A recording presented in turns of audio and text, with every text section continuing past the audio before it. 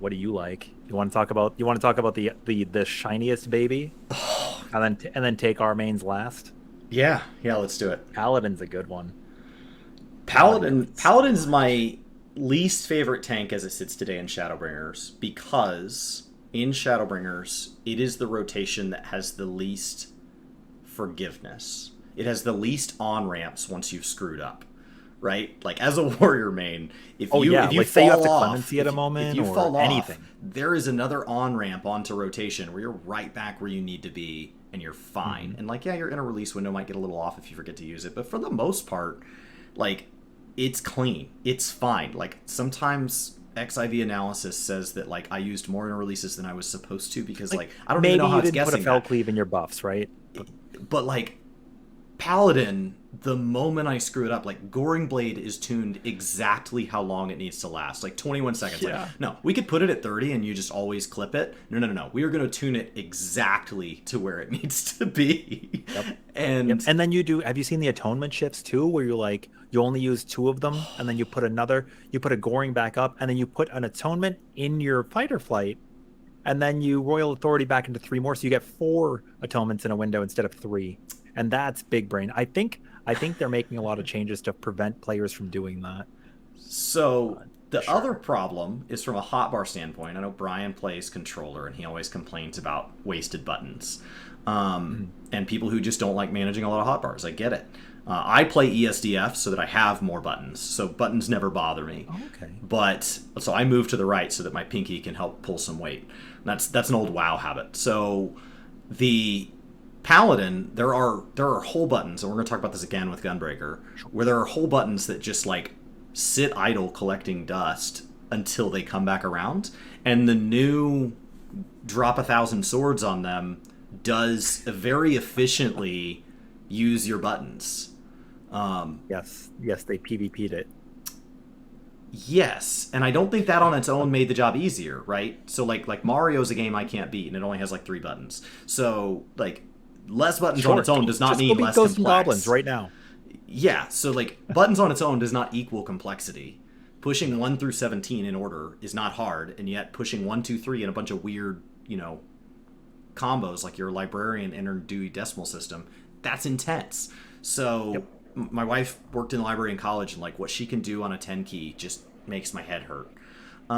She's just moving over there, and so like when I see this, I'm really excited for Paladin feeling like a job that I could dabble in. Sure. Now more than ever, 100%. They have a number of changes, a number of changes.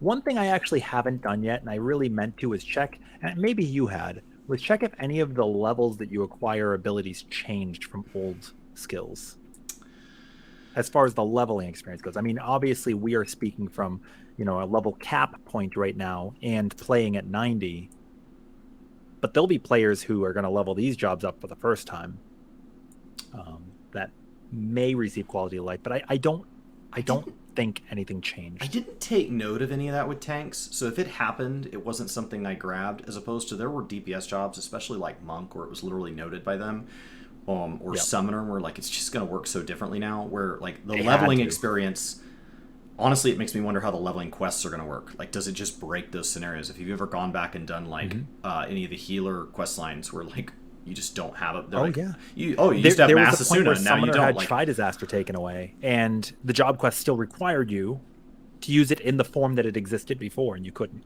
right, and And just so like you said with like Asuna and stuff. So now, now you're sitting there spamming Asuna, and it makes the quest really hard because you used to have a Mass Asuna, and that's gone. And so, like, I mhm, don't think the tanks have really been hit by that. okay, Paladin, I didn't note any. I do think that Paladin feels like there is a cleaner relationship with what the magic rotation is doing. And so I wonder if that will feel cleaner when you yes, sync. Because one of the issues I have with Paladin, one of the reasons I have trouble dabbling in it, is say I just need to run roulettes for tomes. And I'm like, oh, I'm just going to sure, play on a tank I haven't played on in a while. I don't want to play on Paladin because I already struggle to do the Paladin rotation out of the gate if I haven't touched it in a little while. And then to and take it then you're into in a random synced, fight. And it, like, Gunbreaker doesn't feel good synced because it feels so good at level 80. so it feels like they've taken something away. But at least I'm doing the foundational level, right? I'm doing the things at a lesser level. Paladin feels like it's kind of like the black mage of them, where like when you go down low enough that like there just isn't an Oki, and you're like, oh, this just doesn't feel good. Like I don't even think I'm getting better at Paladin when I do a synced roulette with Paladin. Like I don't think I'm improving. I think I'm just getting tomes. And That's fair. And as a player that wants to get better at the game, that really kind of puts you at odds where you're like, okay, now I either have to choose, do I achieve what I need for gearing, or do I get better at the game, as opposed to, you know, I think the new Paladin will feel more like, okay, this is helping me with something that will at least be applicable at higher level. Yes, I'll have additional things to do at higher level, but I think the new rotation But you can will kind feel of just cleaner. play it as you'd like now, right? And it's not going to be as scary. Yes. Which is good, because a lot of players see Paladin coming into the game, they're like, okay, sword and shield, this is the tank. This is the tank. Yeah. And then they get in and they're like, why am I a It's caster? going to be like that. And why am I taking so much damage? You know, the other, and you don't even realize if you've only played Paladin, you're like, the other three tanks can heal themselves without wasting a button. Like, just naturally they heal as they're doing their 1, 2, 3. Why can't I get that? So I think what I'm concerned about with Paladin, and maybe you can put this at ease for me, is rotationally, I actually feel the Paladin is more approachable than before. And it's not that many changes, but they make enough of a difference. As I'm looking over my notes here, there's about 55,000 different things that heal or mitigate in some way. How am I going to know You missed a few then. what mitigations are doing what here? Like my notes on Holy Sheltron, very easy. Literally, my note says, Holy Sheltron is new Sheltron. Like it, love it, use it. That's my notes. That's what I wrote down. Like, use it. Yeah. But like some of these other ones, there's a paragraph after them. And I'm like, how am I supposed to remember what mitigations marry with what on Paladin? So let's take a step back first and note a few changes that will affect things, such as maybe you want to go back and do an old ultimate. Dark Knight didn't really change. Paladin did, in a very big way that you might like. Okay. You mentioned being a caster. Mm-hmm.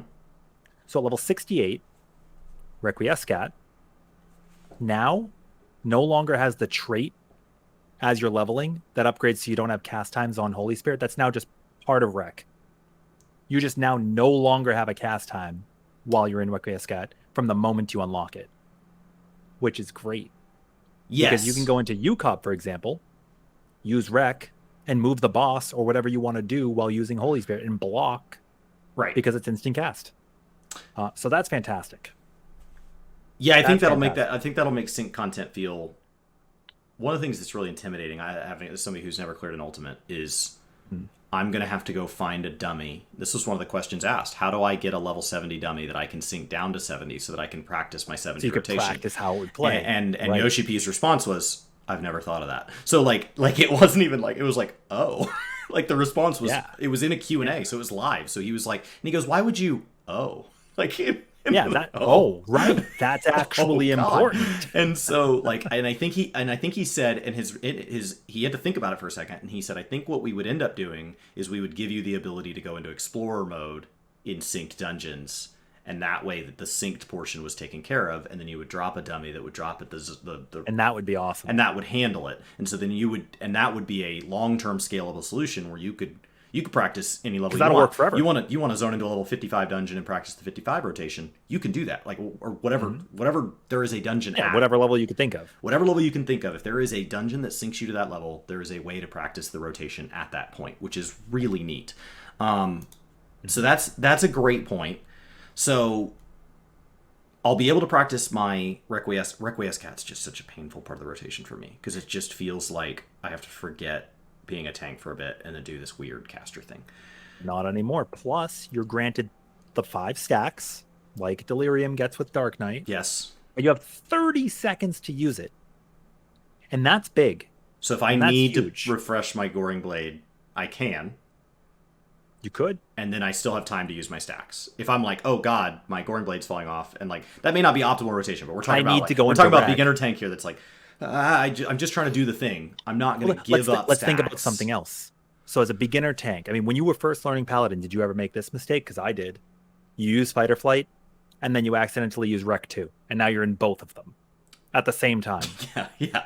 Now it's fine. You can finish your window, get your Rec out of your system, and then next time just delay the Rec use. It'll come up early. Or strategically, you can use Requiescat when buffs are up on the boss, save the stacks, use it later. So you get that one button's potency front loaded. I think we're more likely to see that happen.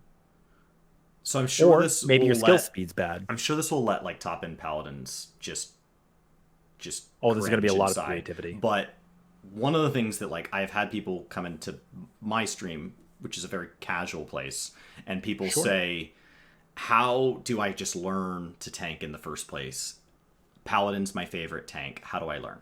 Paladin's a great tank to learn on. I think it is one of the lowest skill floors currently in Shadowbringers, but I think it's also the highest skill ceiling. And so, like, as far I as would say it's probably the highest skill ceiling out of any job in the game. and so in for me, Shadowbringers. I think Warrior and Paladin are the best two tanks to start with. Sure. But Warrior is the best tank to finish with as a new tank, and then work your way up. Unless Yeah, you're coming, you're going to peak with Warrior first. you're going to before any peak of there these tanks. first, and so like, and I think you're going to have to put your Paladin away if you want to become a really top end tank, and you're going to have to come back to it because it's so advanced. Sure. And so I have told beginner tanks who are like, I just want to learn to tank. Like, if you need to, you could literally tank all of the leveling dungeons without Requiescat on the bar. You could just not use it. And yes, somebody pulling a meter or something is going to go, what the heck is going on here? So, like, don't stay like that. I am not saying, oh, you never need Requiescat. I'm saying, like, for when you are learning, As you're leveling, when you are learning, so somebody's going to unlock it now. They're going to click the button, and they're not going to have cast bars. They're not going to immediately be punished, which is nice. but now you can put Requiescat on there and you can say, use it and try to figure it out as you go. And so, like, I do think it makes that ability much more approachable as opposed to before, where, like, when people were like, I can't focus on boss mechanics and a rotation, my answer was, then remove the rotation. Do your physical rotation over and over and over and over while doing mechanics. And once you feel you have a little bit of mental capacity, let's add that in. Now I'm like, no, just go for it. Just go for it. Just throw yourself into the deep end. Now the advice is going to be to just play like the other tanks. Just play like the other tanks and get better at it as you go. So I think that's a lot healthier. Yes. I think, Shield Lob benefits from the same things that we talked about on Dark Knight. I want to say the Gunbreaker one didn't drop in potency, so I think it's the winner there on the ranged ones. We still have Shield Bash, which is a stun, which will be nice for like deep dungeon content. We don't use stuns enough in most content, in my opinion. No, we don't. And it would be nice if we got other reasons to do it. But if we had something we had to stun repeatedly, it would lock Paladin, and I don't think they would ever go that route. So at most, we'd probably see each tank use it once. Okay. Simply because they want the game to be approachable and accessible by all jobs, right? Everything should be doable. But they've changed a few other things at lower levels too. Spirits Within, finally. We're entering our 9th year of Final Fantasy, and finally, it no longer scales with your hit points. So you're no longer punished for being the main tank. Whereas before, you really didn't want to be holding the boss. Because one, you couldn't heal yourself naturally through your 1-2-3 combo, which you now can, by the way, in your Requiescat window. But Spirits Within was your OGCD that now you have on a 30-second cooldown that just gives you mana back and does damage. And that's it. And it gets upgraded.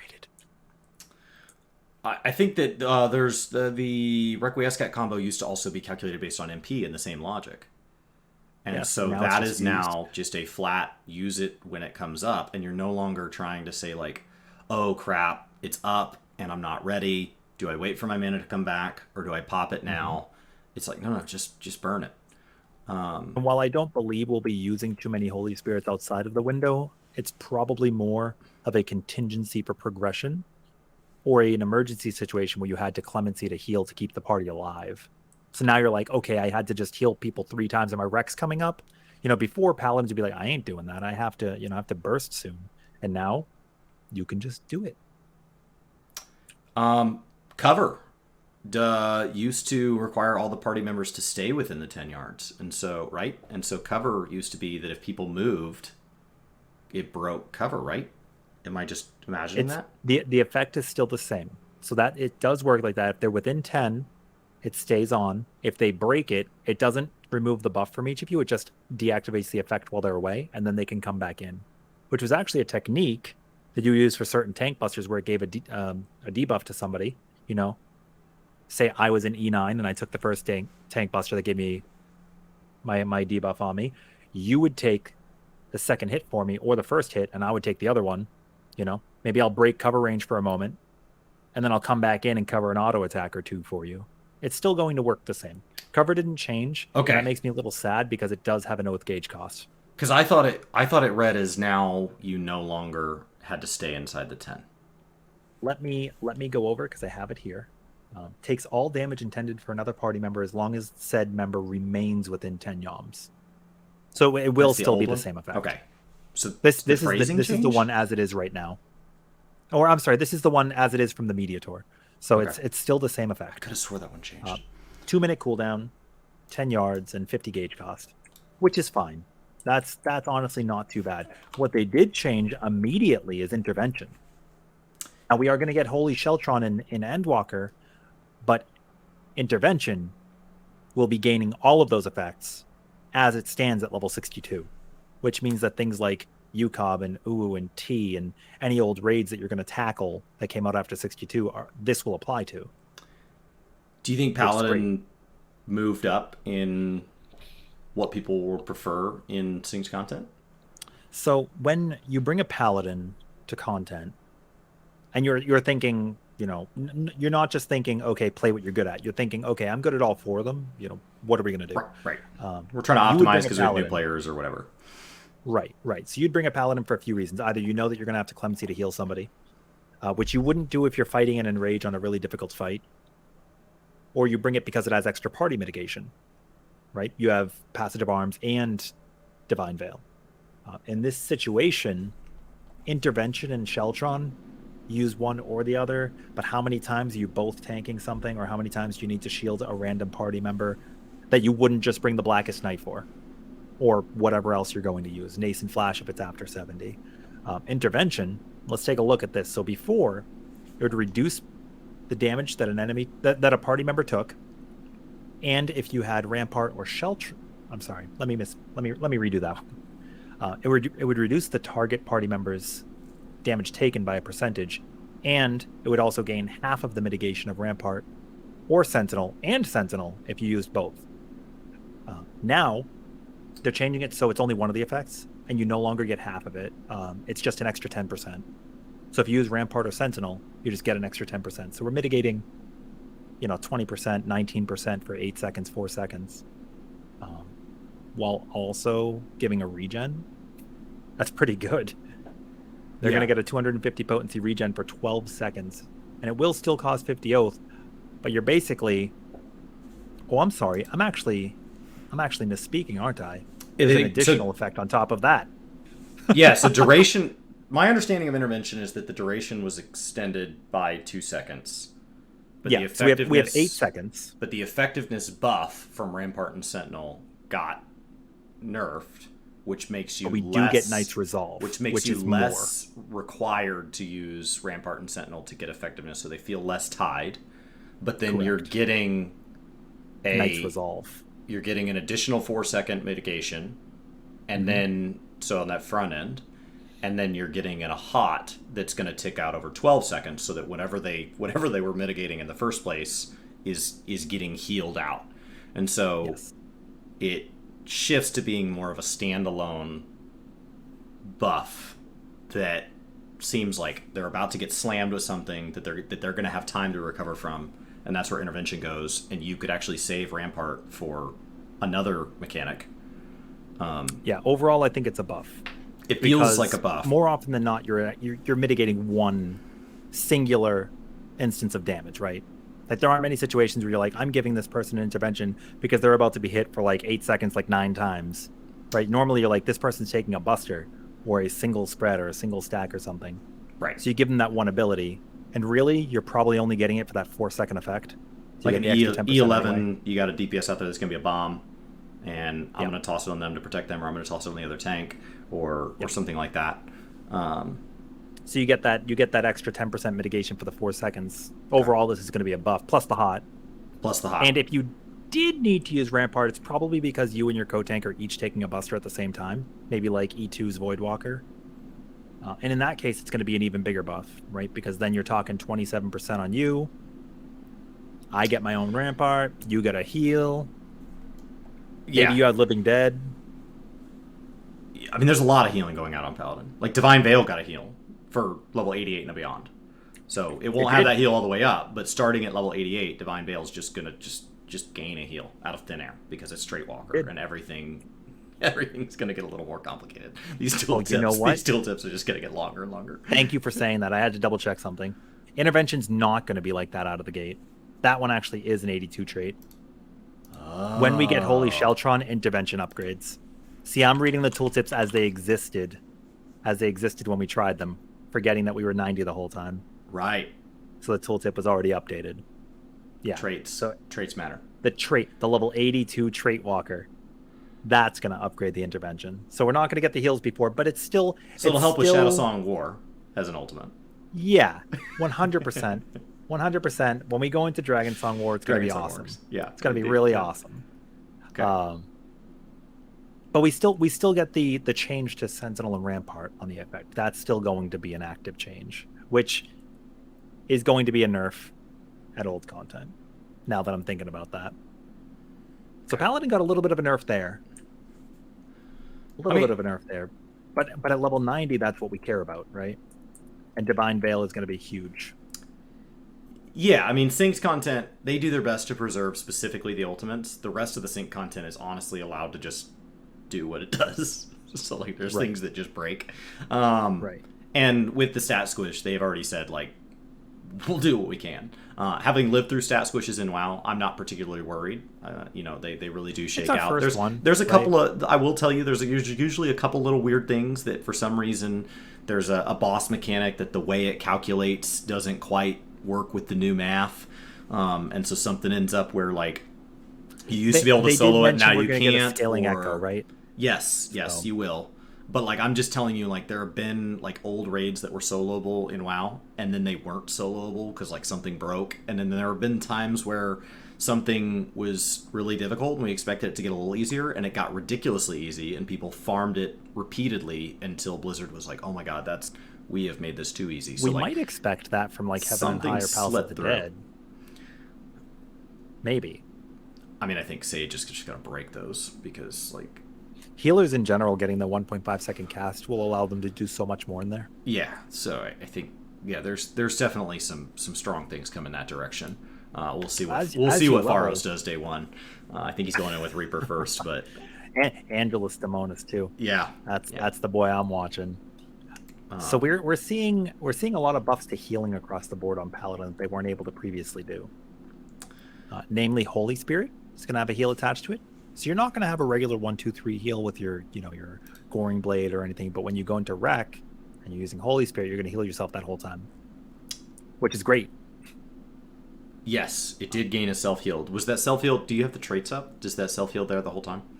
I do have the traits up. It is not there the whole time. Okay. You get it at level 84. Explicitly, the only trait you get at 84 says adds a healing effect to Holy Spirit and Holy Circle. Okay. Which is fine and really strong, because what we tested at the media tour is that it will proc Divine Veil. So you could proc your own Veil without a clemency. You could just Holy Spirit as you normally would and get it up. And that's awesome. Okay. Everything you're saying here just says that I'm not going to have to be a trash paladin until I'm a good paladin. Everything you're saying here is that there is room in Party Finder for paladins that haven't quite mastered it yet. As opposed 100%. To before, when I watch people like MTQ play Paladin, I'm like, she makes it look so easy. And then I log onto it and I'm like, what are these buttons? I don't have the buttons she has. This is impossible. So, like, this says... I think we're going to see Paladins much more welcomed in situations where maybe you join a party and, the warrior's like, I'm going to tank. Or you have the parties where the Paladin joins and they're like, I'm going to tank, I'm the Paladin. And now healers will go, okay, sure. Because in over the course of the years, there's some discourse over what people want and don't want. And we see tanks get kind of bullied a little bit based on which job they're playing, right, on the fight. Like, I don't Which is want to heal ironic Living Dead. since odds are there's a good chance you're waiting on us sometimes, so you should just take what you get. That's true. And healers. You want to come in on Astro, you want to come on Scholar, you do that. All good. Well, we're going to see a lot. I think we got even more party mitigation, right? Because as you said, Divine Veil has a heal when the effect expires. So either at the end of 30 seconds of it being on your bar or when the shield is shattered, now we're going to get healed, which is great, except the Paladin still doesn't receive their own Divine Veil. So everybody else gets healed. But we're going to heal ourselves with Holy Spirit anyway. Okay. The other nice thing, do you want to talk about our new fancy swords? Oh, Blade of Faith, Blade of Truth, Blade of Valor. Boom, boom, boom. Blades. Now those are coming off of your Confiteor button, right? So that's a literal PvP combo, as opposed to the Gunbreaker. There's still a little bit of movement on the keys. That's a literal Fell Cleave spam. So I think that's why me as a warrior was like, oh, I'm gonna like this. That's gonna be great. In the middle of your rotation, you get to watch a movie, and you just push this button repeatedly, and it just continues dropping bigger and bigger and bigger swords. Stay to the end. All AoE. Yeah, no, those AoEs. A lot of the AoEs, it felt like they're those like hits one target this hard and then hits everything else for a percentage of that, and so they're kind of like that blend between single target AoE. So you see that a lot because that's allowing us to not have two different versions. That's allowing us not to have like blades and blade where we have to like keep two separate abilities on the bar. It's like no, we'll just beef it up for its first target because that won't make that big of a difference in an AoE situation, and we'll give it some AoE, which the single target will just ignore. So it's really easy to do. It looks stunning. Have your spell effects on for yourself the first time. And what's even better than that is it gives you enough mana back to cast a heal after if you need to. Because each of the blades gives you MP. Oh. So they even built in a little bit of a contingency. And your Spirits Within, which gets upgraded at 86, to that Expiation. I wasn't sure how to pronounce it. That sounds right. New We're the first people to say it aloud, I'm sure. Yeah, It's the new AoE instant, which is good because like Confiteor took a big nerf.